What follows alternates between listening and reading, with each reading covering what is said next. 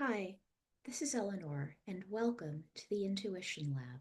Today I'm going to be talking about knowing whether or not it's you or is it your environment and how your intuition can help you discern where the problem lies or doesn't lie, as the case may be. So, I'm bringing this up because recently I had a session with a client who was starting to question her purpose, what she was doing with her life, and also wondering if she was in the right line of work.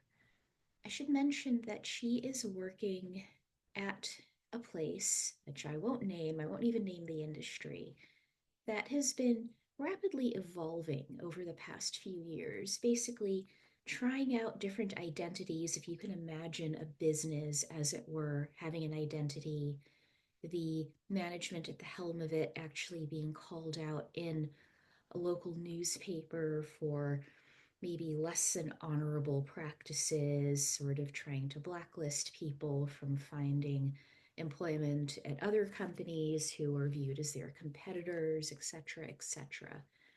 And she was wondering, is it time to go? Should she stay? And, is she just adrift?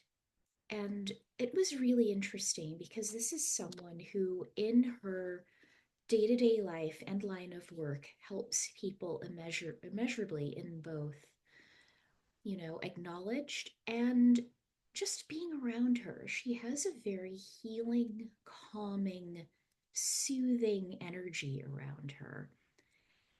And quite often, people like that neglect their own energetic and personal boundaries so that when workplace drama erupts, and I'm using workplace as this example because that's what I spoke about with my client, but it can happen in familiar relationships, personal relationships, even with neighbors.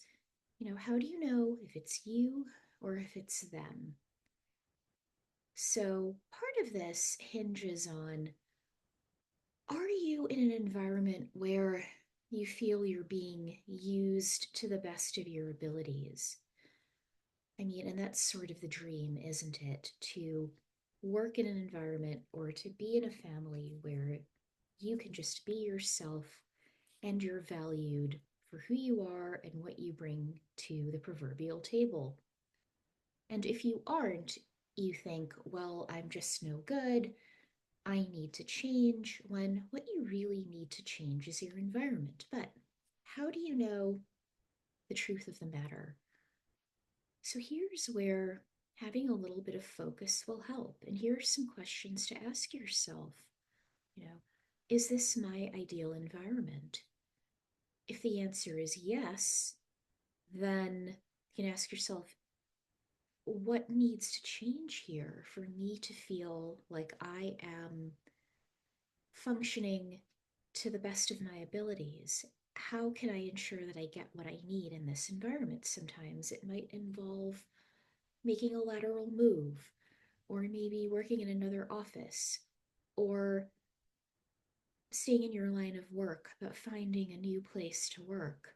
You could also ask yourself, how do I feel at the end of the day after I've done what I'm supposed to be doing? Do you feel drained? Do you feel energized? Are you physically tired, but you basically feel satisfied, happy, at peace? Do you feel like you've just fled a terrible place? And it's not to say that, every job you do will bring you fulfillment. That is not true.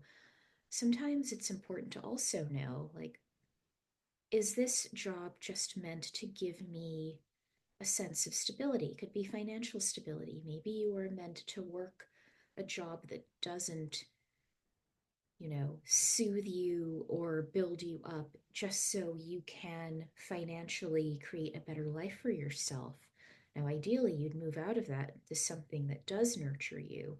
But there are people who've worked a ho hum job for decades, but in their spare time, they have nurtured wonderful families. They have fulfilling hobbies.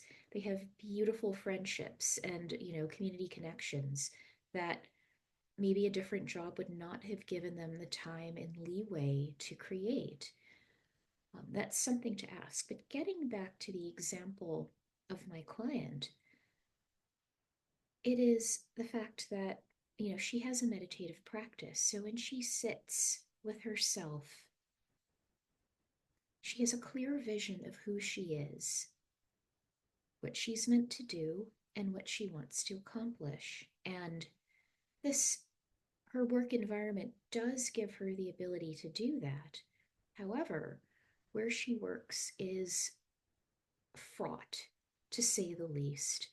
It is suffering from overexpansion and just trying too many things out at once, putting people in leadership roles who have no business being in leadership roles. And I'm sure many of us can relate to that either currently or in the past. But the key to knowing, is it you or is it your environment, is a bit of self knowledge. Maybe it is when you come home from work and you've not numbed yourself out too much, but make a commitment for a couple of evenings to just sit with yourself and maybe do some writing, like right at the top of the piece of paper, what I most want from life is. And set a timer, give yourself 3 to 5 minutes to process this and see what you get. You know, the environment in which I flourish is, you know, and then you can ask yourself these questions like, what do I need? Is this environment going to give me what I need? Is this a long term space for me? Or is this just a place where I am in order to acquire certain skills? And I say this not just with work, but with relationships too. Some relationships, to use the old saw, are for a reason, some are for a season, and some for a lifetime. So that's also something to ask yourself about your environment. If you are pretty grounded in yourself and your own energy, and you go in there, you could ask yourself, what do I feel when I enter this environment? And see what messages you get. And they may not make sense. It might be, this place feels like I am waiting in line to go to the bathroom. Like, it has something I need, but it's sort of unpleasant. It's unpleasant in the meantime, but eventually I'll get what I need out of it. And that's probably a bad example. So sorry. But, or also, do you tell yourself, what, I really don't need to be here, but there's something I need. So can I get it here or somewhere else? If it is your environment, ask specifically, what is it about the environment? In the case of my client, it's the fact that that place is literally going to hell in a handbasket. It will probably take a few years for it to melt down, but melt down it will.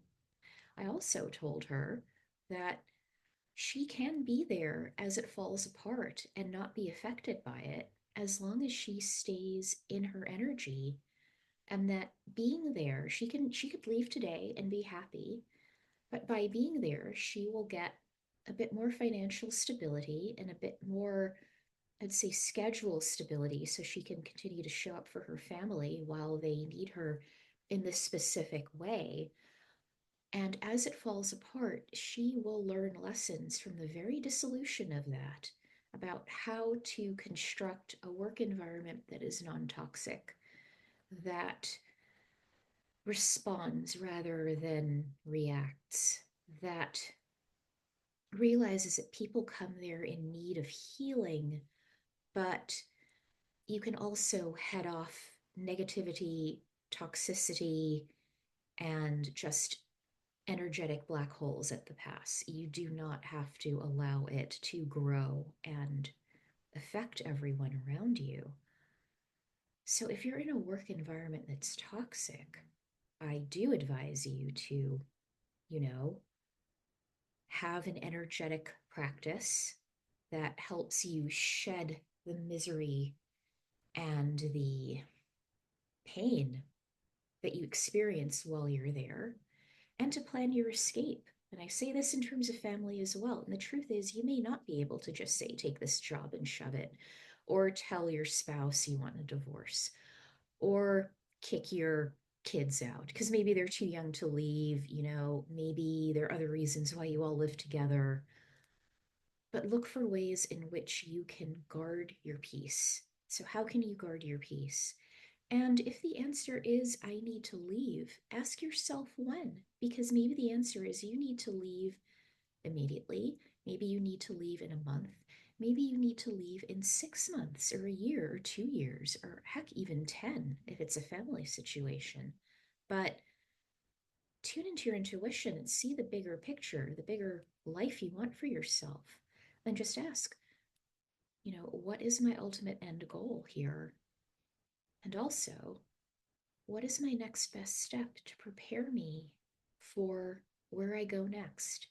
Because you also don't want to take the dreck and the pain and the misery and the bad energy from one environment into a new environment. You need to rid yourself of it, and there are ways to do it. You can look them up, or I can talk about them later. So let me know in the comments if this is something you'd be interested in. But how to, one, energetically shield yourself. So that's one thing to look up. How to ground yourself. How to literally leave as much of that toxicity as you can where it belongs and not bring it home into your safe space with you. If you live with these people, how can you carve out safe spaces, energetically safe spaces for yourself within a home in terms of time, sometimes in terms of physical space as well? How can you ready yourself for what comes next in life? If it is you, if you are the problem, or you are the one who has the issue, ask yourself, what here needs to change? And listen. And that's the hard part of tuning into your intuition, is listening to what you are told, even if it's not what you want to hear, especially if it's not what you want to hear. That's the beauty of being, oh, just tuned in intuitively.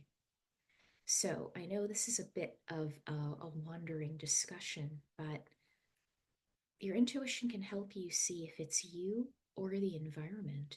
And I would say the key thing is, how do you feel when you're in the environment? How do you feel when you leave? What do you need in that current environment? If it is you, ask yourself, why am I in this situation? Why am I the way I am?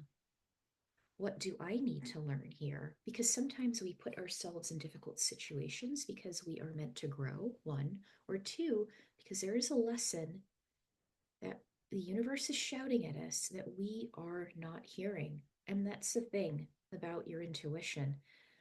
It begins as a whisper, and that's ideally where you hear the message and you react.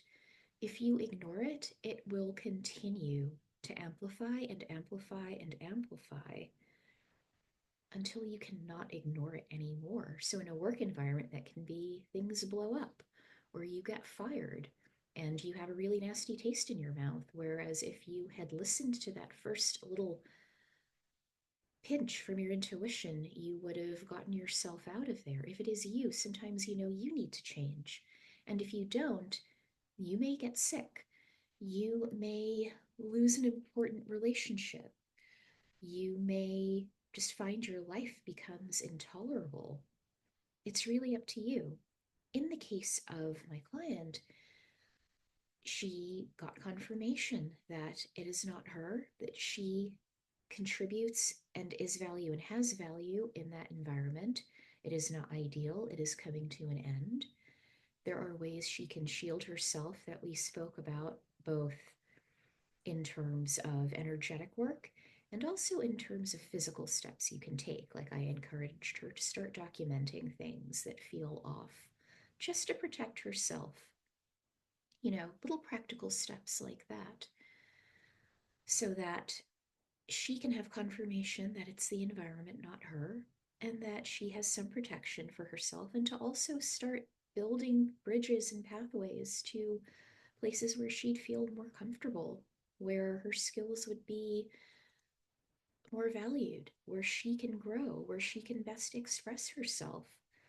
And this is applicable in relationships as well. So, how do you determine if it's you or if it's your environment? I'm also looking for people who would love to be live coached on this podcast about situations in life where they need to discern their next best step, to tune in with what their higher self wants for them, and how to have the courage to follow that guidance. If you're interested in this one on one coaching free through this podcast, it would be a podcast episode, and I can scrub it or we can do it live. Let me know in the comments below. In the meantime, always listen to your intuition. It may be you, it may be the environment. Your intuition will show you the way. Sending you lots of love as ever. And I will talk to you next week. If you'd like to chat with me, find me on Instagram at the_intuition_lab, on Facebook as the Intuition Lab, or you can leave a comment on the podcast host here and I'll respond. Bye.